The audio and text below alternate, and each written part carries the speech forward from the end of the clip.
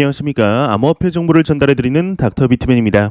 화요일도 슬슬 마무리되고 있습니다. 어떻게 오늘 하루 잘 보내셨나요? 최근 계속해서 상승하던 암호화폐 시장의 상승 속 오늘은 소폭 조정을 보였지만 그럼에도 지금의 상승 장세를 쉽사리 꺾을 수는 없을 것으로 보입니다. 오늘 남은 시간도 잘 마무리하시길 바라면서 화요일의 마무리는 과연 어떠한 소식들이 반겨주게 될지 한번 보도록 하겠습니다. 어제까지 상승을 하던 암호화폐 시장이 연휴가 끝나자마자 우리가 이제 출근할 때의 마음과 같이 하락하는 모습을 보여주고 있지만 그럼에도 긍정적인 소식들은 계속해서 나오고 있습니다. 오랜만에 대규모 이체 소식이 나왔는데 코인베이스에서 소식이 나왔습니다. 한번 같이 보도록 하겠습니다. 암호화폐 트랜잭션 사이트 웨일 얼렛에 따르면 17일 1시 15분경 약 6,000개의 비트코인이 코인베이스에서 익명의 주소로 이체가 되었다고 합니다. 보통 암호화폐 거래소에서 익명의 주소로의 이체는 중장기 홀딩을 위한 움직임으로 보기에 그리 나쁘지 않은 소식으로 판단을 하고 있죠. 현재 이러한 소식과 더불어서 암호화폐 시장의 소폭 하락에도 불구하고 긍정적인 소식들은 계속해서 나오고 있는데요. 최근 중단기적인 방향성에 관한 이야기들이 참 많이 나오고 있는 것 같습니다. 오늘도 또한 한 분석이 나왔는데 비트코인과 이더리움, 에이다 그리고 우리의 희망과 계륵 둘 다 가지고 있는 이제 리플 XRP에 대한 분석이 나왔습니다. 과연 어떠한 이야기를 하고 있을지 같이 한번 보도록 하겠습니다. 한 분석이 나왔습니다. 비트코인과 이더리움, 에이다 그리고 XRP의 주요 지표가 전반적인 강세를 보이고 있다. 이렇게 헤드라인이 장식이 되어 있습니다. 데일리오드리 데이터 분석 업체 센티멘트를 인용하면서 비트코인과 이더리움, 에이다 그리고 XRP 주요 지표가 전반적으로 강세를 나타내고 있다 분석했다고 하는데 센티멘트의 경우는 지난 2주간 비트코인의 거래소 공급이 지속적으로 감소를 하며 2년 최저치를 기록했으며 주소수의 급증이 이제 호황이 임박한 신호가 될 수 있다 분석을 했다고 합니다. 또한 이제 현재 매일 72만에서 93만 개의 주소가 비트코인의 네트워크를 사용하고 있으며 100만 개가 넘는 스파이크는 곧 강세장 신호라 설명을 하고 있는데요. 한편 10만 이더리움 이상을 보유한 고래들이 이더리움을 지속적으로 매집 중이며 해당 주소들의 보유한 이더리움 지분이 3년 전 35.8%에서 7.9%가 더 증가를 했다고 합니다. 에이다의 이제 깃허브 개발 활성도는 하루 74로 이더리움의 50을 넘어서며 모든 대형 암호화폐를 넘어서고 있으며 리플 XRP 또한 역사상 가장 높은 개발 활성도를 보이고 있다. 이렇게 분석을 하고 있습니다. 이제 간단하게 말을 하자면 현재 지난 비트코인의 가격 28,000달러부터 시작한 반등세가 현재의 가격까지 끌어올렸지만 아직도 시장의 호황은 시작이 되지 않았다라는 것이죠. 과연 지금의 상승이 이제 지금의 시장 상황이 전고점이었던 64,000달러까지 회복시킬 수 있게 될지 기대해 볼 만하지 않을까 싶은데요. 이러한 가격 상승의 신호가 오늘 하나 더 추가적으로 나왔습니다. 바이비트에서 소식이 나왔는데 과연 어떠한 이야기를 하고 있을지 한번 같이 보도록 하겠습니다. 바이비트에서 소식이 나왔습니다. 비트코인 가격 회복 신호 계속해서 이어지고 있다. 이렇게 헤드라인이 멋지게 장식이 되었습니다. 암호화폐 거래소 바이비트가 데일리 인사이트를 통해 비트코인이 마침내 몇 주 동안 불안정하고 부진했던 가격의 움직임에서 크게 벗어나 45,000달러를 나타내고 있다 진단을 했다고 하는데 바이비트의 경우는 비트코인의 회복 신호에 대해서 분석을 하면서 비트코인의 실현 시가총액이 3,780억 달러에 달하는 역대 최대치를 기록했다. 이에 더해 현재 공급량의 자산의 순손익을 측정하는 지표인 NUPL의 경우는 올해 5월 15일 이후에 처음으로 흑자로 돌아섰다 진단을 했다고 합니다. 현재 비트코인의 온체인 데이터량, 해시레이트의 가파른 회복, 글로벌적인 국제 정세와 더불어 수많은 시그널들이 비트코인의 상승을 가리키고 있는 것이 사실입니다. 과연 지금의 상승세가 어디까지 이어가게 만들지 여러분들은 이번 연도 비트코인의 가격이 얼마에 도달할 것이라 생각을 하시나요? 블룸버그의 경우는 지난 6월 4일이죠. 이제 하락장 당시였죠. 이제 6월에 보고서를 통해서 올해 비트코인이 2만 달러 이하보다는 10만 달러 쪽으로 상승할 가능성이 높다라는 분석을 내놓았는데 이와 더불어서 지난 6월 18일 당시 암호화폐 전문가라고 불리우는 미셸 판포프의 경우는 비트코인이 약 11년간의 상승 추세선에서 벗어나고 있으며 현재 비트코인이 저평가되어 있으며 10만 달러 이상을 웃돌아야 한다 이야기를 하였었습니다. 이뿐만 아니라 이제 유명 애널리스트이자 펀드 스트레이트의 창업자 텀 리의 경우도 연말까지 10만 달러에 충분히 도달할 가능성으로 보고 있는데, 이처럼 이번 연도 비트코인의 가격 전망 중 가장 많이 나오는 단위가 바로 10만 달러입니다. 이 10만 달러라는 가격이 주는 심리적인 목표인 것일까요? 상당히 많이 나오는 단위인데, 오늘은 글로벌 1위의 비트코인 펀드를 운용하는 기업이죠. 그레이스케일의 모기업 디지털 커런시 그룹의 설립자인 베리 실버트에게서 이야기가 나왔습니다. 비트코인 10만 달러는 자석이라는 표현을 썼다고 하는데, 이게 과연 어떠한 내용이고 어떠한 의미인지 한번 같이 보도록 하겠습니다. 디지털 커런시 그룹의 CEO가 이야기를 했습니다. 비트코인 10만 달러는 자석이다, 도달 가능성에 대해서 언급을 했다고 하는데, 그레이스케일의 모회사인 디지털 커런시 그룹의 설립자 베리 실버트의 경우는 비트코인이 10만 달러를 향해 가고 있다 믿고 있다고 합니다. 실버트는 10만 달러대 가격을 이제 비트코인의 자석이라 이야기를 했다고 하는데요. 그는 2년 전인 2019년 6월 22일에도 비트코인 2만 달러 수준에 대해서도 같은 말을 했었다고 하는데, 이외의 내용은 그리 중요하지 않아서 이제 넘어가도록 하겠습니다. 현재 암호화폐 시장의 꾸준한 상승이 이어가면서 이번 연도 안에는 얼마에 도달할 것이다, 이러한 이야기들이 상당히 많이 나오고 있습니다. 사실상 이제 가면 좋겠지만 안 가도 크게 상관이 없습니다. 우리는 항상 말씀드리지만 투자를 하루 이틀 할 게 아니기 때문이죠. 이 투자라는 것은 우리가 아침에 일어나 밥을 먹고 씻고 출근 준비를 하듯이 우리의 일상의 일부분으로 자리를 잡아야 합니다. 현재 우리가 사는 이 자본주의 세상에서 투자를 하지 않는 것보다 위험한 일은 없다고 생각을 하는데요. 돈을 모으고 싶고 정말 불리고 싶다면 꼭 암호화폐가 아니어도 어떤 종류의 투자라도 해야 한다 생각을 하고 있습니다. 주식, 채권, 암호화폐, 그리고 부동산뿐 아니라 이제 자영업과 사업 또한 투자의 다른 말이죠. 이제 비상장 주식을 소유하고 있는 것이랑 같은 것인데, 다만 제가 보았을 때는 현존하는 그 어떠한 자산도 쉽게 말씀드리면 이제 가성비라고 할까요? 이 효율성이 가장 좋은 자산군이 암호화폐 시장이라 생각을 하고 있습니다. 항상 투자를 하실 때는 투자의 타이밍을 맞추는 데 집중하는 것이 아닌 내가 투자하는 자산군에 대한 내재 가치를 지속적으로 확인하는 것에 힘쓰시길 진심으로 바라보겠습니다. 이런 상황 속에 지난 5월 비트코인의 하락을 일으켰던 주요 원인 중 하나는 단연코 중국의 비트코인 채굴 금지 소식이 아닐까 싶습니다. 이 소식을 시작으로 중국 내 채굴 기업은 무려 90%가 문을 닫을 뿐 아니라 중국에서 가장 오래된 암호화폐 거래소 그리고 커뮤니티 등도 폐쇄되기에 이르렀는데요. 이런 중국의 분위기 속 글로벌 채굴 해시레이트의 난이도가 하락을 하면서, 그리고 난이도도 내려가며 단기적인 하락을 겪게 만들었던 것이 사실이었습니다. 하지만 오히려 이를 기회로 본 해외 채굴 기업들의 이제 엄청난 채굴기 매입이 이어지며 가파르게 해시레이트의 회복이 동반되고 있는 가운데, 캐나다의 한 채굴 기업에서 오늘 소식이 나왔습니다. 지난 2분기의 채굴기 이제 매출과 작년 2분기 매출의 비교가 나왔는데 성장세가 엄청난 것 같습니다. 내용 한번 같이 보도록 하겠습니다. 캐나다 채굴 기업 비트팜에서 소식이 나왔습니다. 2분기 매출 전년 동기 무려 400% 상승을 했다, 이렇게 이제 헤드라인이 장식이 되었습니다. 코인데스크에 따르면 캐나다 토론토 증권거래소에 상장이 된 비트코인 채굴 업체 비트팜의 경우는 2분기 매출이 3,670만 달러를 기록하며 전년 동기 대비 396% 증가했다고 밝혔다고 하는데요. 영업 손실과 순손실은 이제 각각 210만 달러, 370만 달러였다고 합니다. 2분기 비트코인의 채굴량은 759BTC였으며 6월 30일 기준으로는 이제 1293BTC를 보유하고 있다고 하는데, 당시 시세 기준으로 이제 4,530만 달러 규모라고 합니다. 비트팜의 CEO 이제 엘밀리아노 그로츠키, 이름 참 힘드네요. 네, 이 그로츠키의 경우는 중국이 채굴업을 금지하면서 회사의 글로벌 입지가 확대되고 있으며 연초 1% 미만이었던 시장 점유율 또한 1.5% 이상 증가할 것이다, 이렇게 이야기를 하고 있습니다.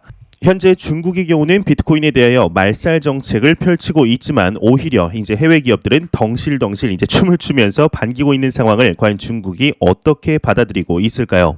중국은 이제 절대로 바보가 아니죠. 이러한 상황을 모르고 있지 않을 텐데, 일각에서는 이러한 조치들에 대해서 이제 겁주기에 불과하다는 의견을 냈지만, 지금 생각해 보면 중국 당국이 비트코인 생태계를 파괴하기 위해 매우 치밀하고 계획적이며 사전에 철저한 준비를 하고 공격에 나섰다는 것을 알 수가 있었습니다. 중국 당국의 이제 채굴 금지 소식과 더불어서 지난 6월 10일에는 중국의 웹사이트 검색에서 암호화폐와 관련된 단어를 삭제하였으며 같은 달인 6월 16일에는 이제 파생 상품 거래소 후오비의 경우 레버리지 제한과 함께 이제 신규 투자자의 진입도 막기에 이르렀습니다.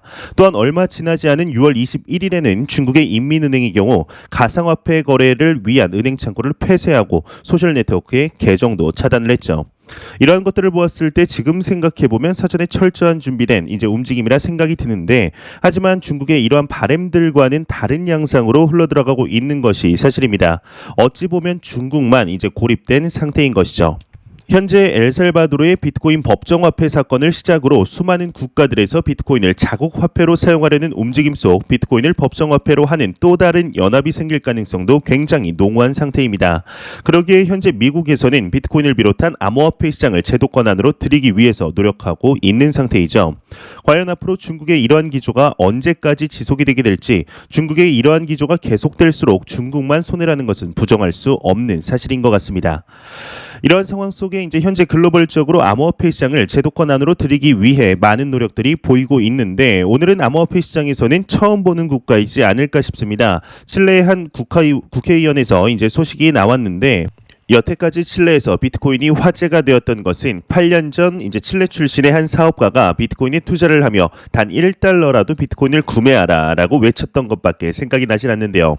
현재는 백만장자 리스트에 이름을 올렸다라고 합니다. 지금 보시는 이 인물이 이제 다빈치 제레미라는 칠레의 사업가인데, 네, 무튼 과연 오늘은 칠레의 한 의원에게서 어떠한 이야기가 나왔을지 한번 같이 보도록 하겠습니다. 칠레의 야당 국회의원이 이야기를 했다고 합니다. 암호화폐 자산으로 인정해야 한다, 이렇게 헤드라인이 장식이 되어 있습니다. 크립토 뉴스에 따르면 칠레 야당 국회의원인 이제 조르지오 잭슨의 경우는 암호화폐를 자산으로 공식 인정해야 한다 언급을 했다고 합니다. 그는 암호화폐를 자산으로 받아들이고 탈세, 소비자 보호 측면에서 규제해야 할 필요가 있다며, 하지만 현재 계류 중인 이제 여러 법안이 업계를 제한하고 있다 이야기를 했다고 하는데요. 다만 엘살바도르의 사례처럼 법정화폐로 인정하는 데는 회의적인 반응을 보였다고 합니다. 그는 현재 어느 국가에서든 암호화폐를 법정화폐로 도입하는 게 이상적인 선택이라고 보긴 어렵다 이야기를 했다고 하는데, 한편 그는 소액의 이더리움을 보유하고 있지만 암호화폐 시장의 낙관론자는 아니라며 부인을 하고 있다고 하네요. 오히려 이 시장에 대하여 그리 좋아하는 마음이 없는 인물에게서 이러한 이야기가 나오니 사람들의 귀를 더욱 집중시키는 것이 아닐까 생각이 듭니다. 칠레에서 이제 암호화폐에 관련된 내용이 나온 것은 제가 본 것은 이번이 처음인데, 현재 중남미 국가의 경우는 1인당 GDP를 기준으로 브라질이 이제 그 1위, 그 아르헨티나가 2위, 그리고 오늘 나온 칠레의 경우는 4위를 기록하고 있습니다. 현재 1위인 브라질의 경제 상황이 어떤지는 여러분들도 잘 아시지 않으실까 싶은데요. 지난 6월에 이제 이러한 기사가 나오게 됩니다. 얼마 지나지도 않은 시점이죠. 현재 브라질의 경우는 최대 경제 위기가 찾아오며 코로나의 사망자 수가 무려 50만 명을 넘어서면서 극심한 타격을 받음과 더불어 100년 만에 최악의 가뭄으로 인해 설상가상의 모습을 보여준 것이죠.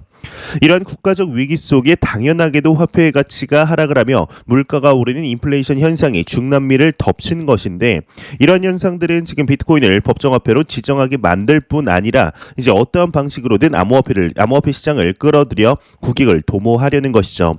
현재 여러 의미에서 비트코인을 포함한 암호화폐 시장의 필요성이 대두되고 있는 이 시점, 과연 앞으로 어떠한 이야기들이 추가적으로 나오게 될지 한번 지켜보도록 하겠습니다. 이러한 소식과 더불어서 비트코인의 탄생 이래로 이제 꾸준히 제기되어 왔던 궁금증이 하나 있습니다. 바로 비트코인을 창시한 사토시 나카모토의 존재에 대한 궁금증인데요. 아직까지 이제 사토시라는 인물이 남자인지 여자인지 이름만 들었을 때는 일본인 같은데, 진짜 일본인인지 아니면 유럽인이나 미국인인지, 또 혹시 사토시가 이제 개인의 이름이 아닌 어떠한 단체의 이름이 아닌지 수많은 추측을 자아내게 했던 것이 사실입니다. 이에 이제 비트코인 캐시를 하드포크하여 비트코인 SV를 만드는데 주도적인 역할을 한 크레이그 라이트의 경우 본인이 사토시 나카모토이다 주장을 하는 경우도 있었으며, 현재 커뮤니티 일각에서는 현재 리플사의 CTO이죠 데이비드 슈왈츠가 비트코인을 만든 장본인이다 라는 이야기가 나오고 있는데요. 이러한 상황 속에 새로운 가설이 하나 나왔습니다. 블룸버그의 ETF 애널리스트에게서 이야기가 나왔는데, 이미 사망한 인물 중 한 명일 수 있다 이렇게 이야기를 하고 있습니다. 어떠한 내용일지 한번 같이 보도록 하겠습니다. 블룸버그 ETF 애널리스트가 이야기를 했습니다. 사토시는 할핀이다, 이렇게 헤드라인이 장식이 되어 있습니다. 블룸버그 인텔리전스의 ETF 담당 에릭 바르티나스 애널리스트의 경우는 자신의 트위터를 통해서 내 영역 밖의 일이지만 내가 지금까지 듣고 본 모든 것을 바탕으로 볼 때 할핀이가 사토시이다 언급을 했다고 합니다. 그러면서 그는 할핀이가 지난 1993년 현재의 NFT와 유사한 개념을 설명한 내용을 공유하였다고 하는데요. 지난 2014년 사망한 개발자 할핀이는 최초로 비트코인을 송금받았으며 사토시 나카모토를 제외하고는 가장 먼저 비트코인을 채굴했다고 합니다. 또한 2008년에서 2009년에는 사토시 나카모토와 초기 비트코인과 관련해 다수의 메일을 주고받았다, 이렇게 이야기를 하고 있는데, 지금 보시는 이 인물이 이제 할핀이라는 인물입니다. 할핀이의 경우는 1990년대에 이미 디지털 데이터 암호화 프로그램을 개발하였다고 하는데요.